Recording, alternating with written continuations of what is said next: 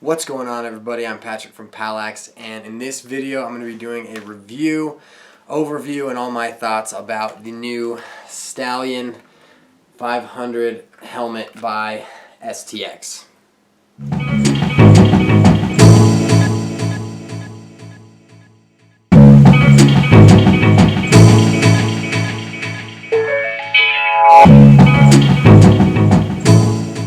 So I came to own this helmet via a trade from Josh Bloss, a kid who lives up in Windsor, Colorado, and he won the helmet from STX through their Design Your Own Helmet contest, and I was a bit bummed when I entered the contest because I did a helmet that was almost just like this, Colorado theme and everything, but he had done one, I want to say like the day before. But so I was a little bit bummed that I didn't get my exact helmet, but when I found out that he won, I knew I had to have it. I figured that he probably wouldn't end up keeping it, so I figured I'd try and get it, and I ended up trading him, I think, 4 pieces of String King mesh. I want to say like 10 pieces of POWLAX mesh, some designed, some not, and also Wolf Athletics Ghost Shaft. And I think I got a pretty good deal. I was really excited when he and Mile High Mesh traded me. But so that's how I came to own the helmet. I really first impressions of it in person, I love how it looks. I think it's awesome. Colorado POWLAX, this is actually the first, what I want to say, POWLAX designed helmets with the new logo, so I'm very excited about it. But so, to give you guys a little background on my experience with helmets, when I was 10 years old, I started playing my first rec league after a long time of just kind of playing at the house with my brothers and stuff. And my dad took me to Lax World in Denver, and I walked into Lax World, and it was like walking into heaven for a 10-year-old. I'd never been to a Lacrosse store before, and I had always seen all of the catalogs, and actually getting to see everything in person was just mind-blowing. But so I got my first helmet. It was a Cascade helmet, and I'm not really sure what kind it was, but it was a very generic brand back when they had the straight chin pieces and the straight visor. But so ever since then, I've used nothing but Cascade helmets, and through the years there have been a bunch of companies that have tried to enter the market, and as I kind of go through them, none of them ever seem to stack up. So there was a couple gate helmets. One was the Box and Field helmet, another one that UVA wore for a little while. There was the one that was made by Rydell, that was literally just a football helmet, and there was the Brine Triumph helmet and all the Brine helmets, and then the Warrior helmets that are out now. And so every time a helmet would come out, I would go, I'd try them on, and I'd say what I thought about them. And for the most part, they never impressed me enough to really actually get one. So they either didn't look cool enough, weren't comfy enough, and I just never ended up using anything else. But so when I first heard that STX was going to come out with a helmet, I thought it was a joke, to be honest with you. I thought that it was a just completely false thing put on Instagram and that it really wasn't going to happen. But so now that I see and know that there's proof, I'm actually pretty excited. And so first looking at the helmet, being myself who's always loved Cascade and has never worn anything else, I looked at it and went, that thing is gross. It just, you know, it reminded me of the Rydell helmet because I know that Schutt is primarily a football helmet company, and I was just kind of like, ugh, that's just terrible. But I'm also very biased because I've always only had Cascade helmets, so I can't really take that as a real thing on this helmet because I'd always tried on the other helmets, but they really just didn't stack up. So now we're going to get into some of the things about this actual helmet. So overall, I've come to like the design of the helmet. I definitely think it's aesthetically pleasing, and I will definitely be wearing it based on some other things that I'll talk about later. Lastly, and aesthetically, talking about the face mask. So I watched Red Star Lax's video, and he kept commenting on this bar that is put here for just another little element. So apparently first, I didn't know this, but first they didn't actually have this bar. But so now that I see it on there, the thing that it reminds me of is the Brine, I think it was the Triumph helmet, where they had the, you know, circles in the bar. But so originally they didn't place a bar down probably about right here on the helmet, and what happened was people were playing with them, and a stick could actually go through the helmet and hit somebody in the face. So I think that actually has something to do with it, because this little space that they have left, that they have taken up, I'm not sure if a ball could actually fit through it or a stick could fit through it, but it seems big enough that a stick could potentially fit through it if it wasn't there. So I think that they will have, I think that that's a good modification. I definitely think it's safety made for that, and I think that they did that in testing when they didn't originally have that planned. The other thing about the face mask is it comes off, which I think is cool. I know that Red Star Lax mentioned that you can't get the Cascade face masks off, but you can. So the only difference is you can't get them off the chin piece. So in the Cascade helmet, you have a release here, and then up top, and you just have to take off the entire chin piece and the face mask, not just the face mask. So this is different in that you can take off just the face mask, but if someone's injured on the field and a Cascade, you can still get the face mask off. You just also have to take the chin piece off. And as far as marketing goes for that, I don't think Cascade allows you to buy different face masks, and even if you did, you just have to make sure that you get the chin piece of the same color or whatever color that you want. But you definitely can do that with the Cascade helmet. So when I heard that they get the face mask off and only the face mask, immediately badass masks came into my head, and I'm like, I want a badass mask. I see all the football players wearing them, and I just think it's absolutely wicked. And then I realized that they're playing football, and they don't have this little ball that's flying around at high speeds. And so I think that even if you can do custom face masks, you want to make sure that your vision is first and foremost good enough to do that. And you're not going to be able to have some of the cool badass masks on them just because you can't allow a ball in and you can't allow a stick in. Football is very different in the fact that there aren't any small objects that could come through your face mask. So those are some thoughts on the face mask.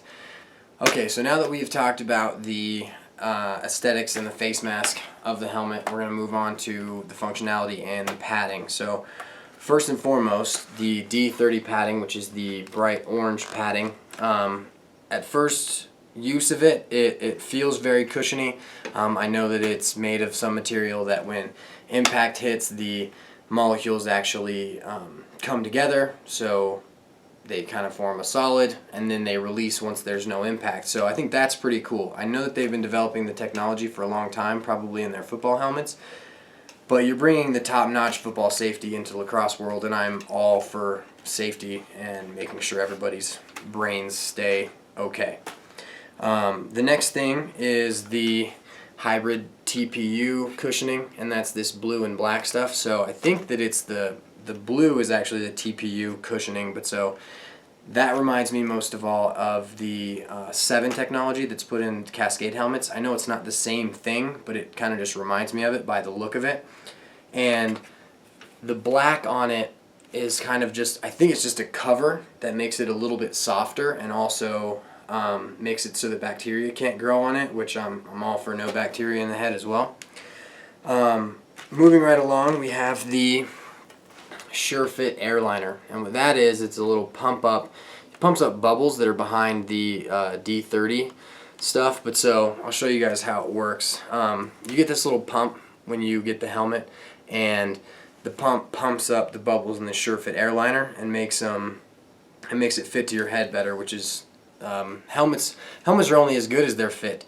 If they don't fit well, they're not going to protect your head, and I think that needs to be taught by more coaches everywhere. So if you're a coach, make sure you're talking to all your parents, making sure that they know how to fit a helmet, because if that kid gets hurt with not a fit helmet, you never know really who's liable. So how you work it is the pump has a little knob on it, and you can turn it so that it will release air or pump air through. So if I plug it into the back of the helmet and I pump it up, see the airliner get bigger, and then if I want to deflate it, I just leave it in and I spin the knob the other direction, and you can kind of hear the air, and now it's back to the original size of the helmet. So I really like that, and here's why. Always loved Cascade helmets, and I really loved the CPX when I was in high school and started college. But so the CPX had a liner that went from the back of your head to your jaw pads, and it was the same piece.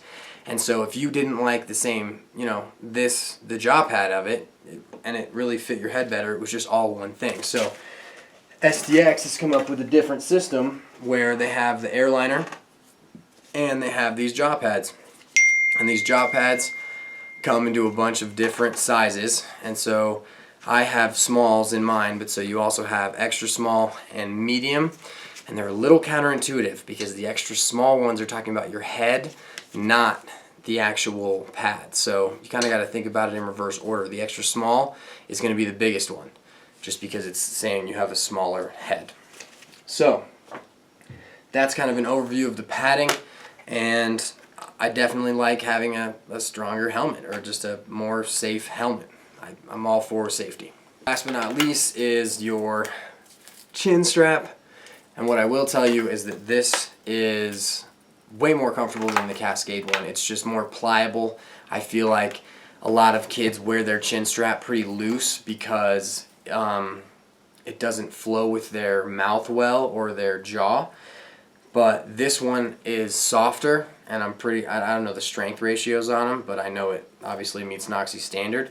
But this jaw strap, it's more comfortable than the Cascade in my opinion. So one last little part is the weight of the helmet. STX did a great job. They kept the helmet under 3 pounds, and I'm taking Red Star Lax's his measurements on this, and he measured it to be 2 pounds 15 ounces, just a shade under 3 pounds, and in comparison to a CPXR, that was 2 pounds 9 ounces, so you only have 6 to 7 ounces of difference, and I think that's a great job by STX to keep it under 3 pounds. Knowing all that about the helmet, and knowing that I actually really do like the helmet, I've got 2 big gripes for this particular helmet. The first one, and the kind of most medium one, I guess, is the sizing. So when I got this from Josh and I knew that we were going to make a trade, I was really, really excited, but I wanted to make sure that I got the right size, because if Josh has a small head, there's no way that my head will be able to fit in it. So contacted him, he said he got a large, and I did the measurement from the STX website, and I fell in line to be a large. I think the measurement for large is 22 inches to 23.5 inches, and I fell right at 23 inches. But so, as I put on the helmet, it's definitely snug. You definitely feel the D30 padding hitting the back of your head. But so, I went to a poker party / UFC watch party that night, and I wore the helmet for a little while I was playing poker, intimidation factor and whatnot. But I really noticed that it's definitely a lot tighter than the CPXR that I have as well. But so I wore it for a little while, and then I took it off, and I could actually feel my kind of like the veins in my head kind of pulsing. It wasn't really uncomfortable. It was just, I think, a little bit too tight. So I think I'm going to send it back to, or see if I can send it back to STX and see if they'll give me another one, because I'd really like to wear it, but I'm not going to wear it if it's just too tight. But so STX, if you're out there, if you're watching, be expecting an email here really quick. I also wore it for the first half of my first game yesterday, first box game. But so I guess that was like 22 minutes straight of wearing it.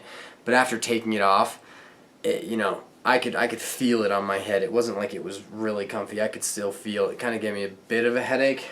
And then, putting on my Cascade that's fit forever, I was like, oh, finally. Okay, so I was upstairs, I'm editing this video, and I realized that I forgot my biggest problem with the helmet. Overall, it's not really huge, but it definitely can have some implications in Colorado and other cold places. So the day I got the helmet, I was there when the mailman came, and it was probably about 5 degrees out that day. It was really cold, and I took the helmet out immediately, felt it right away, felt the padding, and the padding was hard as a rock. It was just super cold. So in very, very cold weather, this D30 padding gets really, really stiff. And So a couple things. One, don't leave it outside in your car if it's cold out, and two, hopefully your head will warm it up and make this soft again. But when it was really, really cold, the padding in the helmet was really, really hard. So just another little thing that I noticed. Lastly, my last gripe about it is where the hybrid TPU cushioning hits these jaw pads. The jaw pads have a little lip on them, see right here, and as they go onto the helmet, so this one would go right here, I think, maybe to go on the other side, I don't know, actually yeah, it'd go right here. It's got a little lip, and that's very, very important when you are putting these on.